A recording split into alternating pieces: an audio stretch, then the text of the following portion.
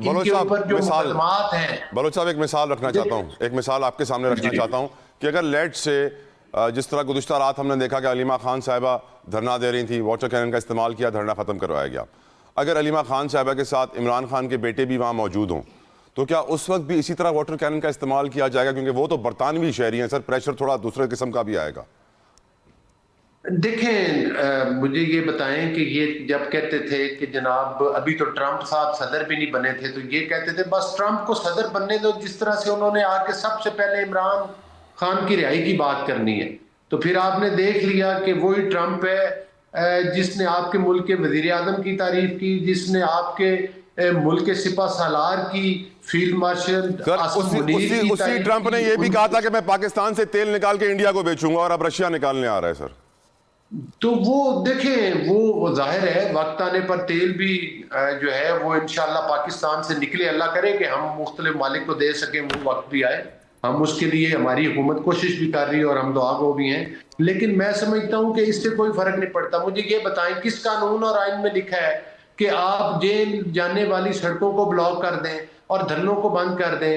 یہ دھرنوں ورنوں کی سیاست اب نہیں چلے گی, اب بلیک میلنگ کی پالیٹکس نہیں چلے گی, اب دہشت گردی کی پالیٹکس نہیں چلے گی, اب ملک کے اوپر حملہ آور ہونے کی سیاست نہیں چلے گی. اب احتجاج کی بھی اجازت نہیں دی جائے گی. آپ کہنا اب احتجاج کی بھی اجازت نہیں دی جائے گی؟ نہیں, احتجاج وہ ہوتا ہے جس میں دہشت گردی نہ ہو. احتجاج یہ نہیں ہے کہ آپ سڑکیں بند کر دیں, لاک ڈاؤن کر دیں. سوری سر, علیمہ خان نے گزشتہ رات کیا دہشت گردی کی تھی؟ انہوں نے رات گئے سڑک بند کر دی تھی سر, یہ دہشت گردی. تو سڑک کیوں بند کی؟ کس قانون میں لکھا ہے آپ سڑک بند کریں؟ کہاں پر لکھا ہے کہ آپ سڑک بند کر سکتے ہیں؟ کس قانون اور آئین میں آپ سڑک بند کرنے کہتے ہیں؟ آپ احتجاج کے لیے کہتے ہیں, آپ کو کوئی جگہ دی جاتی ہے کہ اس جگہ پر آپ ٹھیک ہے اپنا پروٹیسٹ لانچ کروائیں. آپ عوام کا جینا محال کرنا چاہتے ہیں. آپ دیکھیں کہ اس کے ارد گرد جو لوگ رہتے ہیں, جتنے لوگ ہیں, اور جو جیل کو آنے جانے کے لیے سیکورٹی کے جس طرح کے آج کل کا ماحول ہے, دہشت گردی کی کارروائیاں ہو رہی ہیں. تو یہ مطلب ہے کہ کیا یہ ان کا جدھر دل کرے یہ ایڈونچر کر لیں, اور یہ عمران خان سے ملاقاتیں کرنے کے بعد ملک کے اندر انتشار پھیلائیں اور وہ بیانات جاری کریں سوشل میڈیا کے ذریعے اور الیکٹرانک میڈیا کے ذریعے جس میں ملک میں انتشار پھیلے, ملک میں آگ لگے. تو یہ کسی قانون اور آئین میں نہیں لکھا ہوا. بانی پی ٹی آئی ہے, انہوں نے اپنے دور حکومت کے اندر, ابھی قریش صاحب نے بہت بری منائی میری بات, میں یہ گزارش کر رہا ہوں کہ انہوں نے اپنے دور میں اپنے مخالفین کو دیواروں کے اندر چنوا دیا تھا.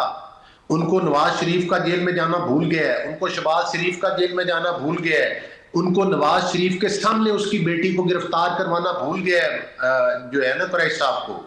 تو خود آر ٹی ایس سسٹم کے ذریعے جو الیکشن چوری کر کے آیا تھا, آج وہ آئین اور قانون کی باتیں کرتا ہے. اس وقت اس کا آئین اور قانون جو تھا وہ جنرل پاشا اور جنرل ظہیر الاسلام کے گرد گھومتا تھا.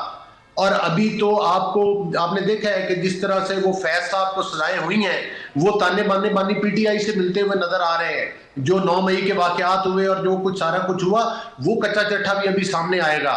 تو ظاہر ہے کہ وہ اپنے بیٹوں کو لا کے یا کسی کو بھی لا کے اگر ہمدردیاں حاصل کرنے کی کوشش کرے گا تو قانون اور آئین کے مطابق عدالتوں کو فیس کرنا پڑے گا. ندیم قریشی صاحب کو ویلکم کروں گا. تھینک یو ندیم قریشی صاحب for your precious time. Nadeem صاحب السلام علیکم. سوال آپ سے ہے, عمران خان کے بیٹوں کے آنے سے پی ٹی آئی کی جو تحریک ہے اپنے لیڈر کو آزاد کرانے کی, اس میں کیا نئی جان آئے گی, مزید طاقت آئے گی, امپروومنٹس ہوں گی؟ آپ کو لگتا ہے کیونکہ وہ برطانوی شہری ہیں تو ان کے اوپر واٹر کینن کا کھلے عام استعمال نہیں ہو پائے گا؟ یور اوپینین قریشی صاحب. بسم اللہ الرحمن الرحیم. بہت شکریہ جتوئی صاحب. پہلی بات تو یہ ہے کہ عمران خان صاحب کے صاحبزادے, ان کی کوئی سیاسی پوزیشن نہیں ہے, وہ بیٹے ہیں. اور آپ کو پتہ ہے جو شخص بھی صاحب اولاد ہے اس کو اندازہ ہے کہ جب کسی اولاد کے والدین کو ناجائز کسی تکلیف کا شکار کیا جائے تو بچوں کے دل پہ کیا گزرتی ہے. 2 سال سے ایک شخص کو صرف اس وجہ سے کہ وہ آپ سے مختلف سوچتا ہے, وہ اس ملک کی ہمدردی کی بات کرتا ہے, وہ عام آدمی کی بہتری کی بات کرتا ہے, وہ 76 سال سے نافذ اس نظام کو جس نے اشرافیہ کو پروٹیکٹ کرنا ہے اور غریب کو سڑک پر, ہاسپٹل میں, کھانے میں, جگہ جگہ ذلیل کرنا ہے, وہ اس نظام کی تبدیلی کی بات کرتا ہے. تحریک انصاف کی جو جدوجہد ہے وہ میں نہیں سمجھتا کہ وہ کسی بھی طرح سے بیک فٹ پہ جائے گی. اس جدوجہد نے آگے بڑھنا ہے. یہ جدوجہد تحریک انصاف کی نہیں ہے, ہر عام پاکستانی کی جدوجہد ہے. ابھی میں علی گور بلو صاحب کو سن رہا تھا تو جتوئی صاحب دیکھیں کتنا شاندار، کتنا شستہ، کتنا خوبصورت انسان، لیکن اقتدار کی وجہ سے لہجے میں کتنی رعونت، لہجے میں کتنا تکبر. اور یہ وہ لوگ ہیں جو کبھی چیخ کے گلا پھاڑ کے قوم کہتے تھے ووٹ کو عزت دو، مجھے کیوں نکالا. اب انہیں سڑکیں بھی بند نظر آتی ہیں، ان کو دہشت گردی بھی نظر آتی ہے، ان کو عوام کی بہتری بھی نظر آتی ہے لفظوں کی حد تک. مطلب اگر علی گوہر بلوچ جیسا نرم دل، نرم گفتار شخص اتنا گرم لہجے میں ہے، تو پھر جو ان کی اصل آتش بازی ان کے پاس ہے ان کا کیا حل ہوگا؟ تو دماغی طور پہ بھی انتقام لینے کے عادی ہیں اور پریکٹیکلی بھی وہ انتقام لینے کے عادی ہیں، وہ کیا حال کریں گے؟ تو میں آپ کو ایک گزارش کرتا ہوں، تحریک انصاف کی پرامن جدوجہد آئین اور قانون کے اندر رہتے ہوئے اس میں ہمیں کسی سے اجازت لینے کی ضرورت نہیں ہے. اور ان سے تو خیر کیا اجازت لینی، یہ تو مسترد شدہ لوگ ہیں، پاکستان کی عوام نے تو مسترد کیا ہے، یہ تو غاصب ہے، یہ تو پاکستان کی عوام کے حقوق غصب کر کے، مجھے نہیں معلوم کس کی پالیسی ٹو کر رہے ہیں، یہ کہاں سے آئے ہیں. یہ تو مہنگائی ختم کرنے کا نعرہ لگایا کرتے تھے جب یہ جیلوں میں تھے، جب یہ اپوزیشن میں تھے. تو ندیم قریشی صاحب، جب سلیمان یا قاسم پاکستان آئیں گے اور احتجاج میں شریک ہوں گے اپنے ابا کو رہا کرانے کے لیے، قیدی نمبر 804 کو رہا کرانے کے لیے، تو ان پر بھی تو واٹر کینن استعمال ہوگا اور آپ کو لگتا ہے پھر زیادہ اسپاٹ لائٹ ملے گی، زیادہ ہیڈ لائنز بنیں گی؟ تو صاحب واٹر کینن تو ایک استعارہ ہے.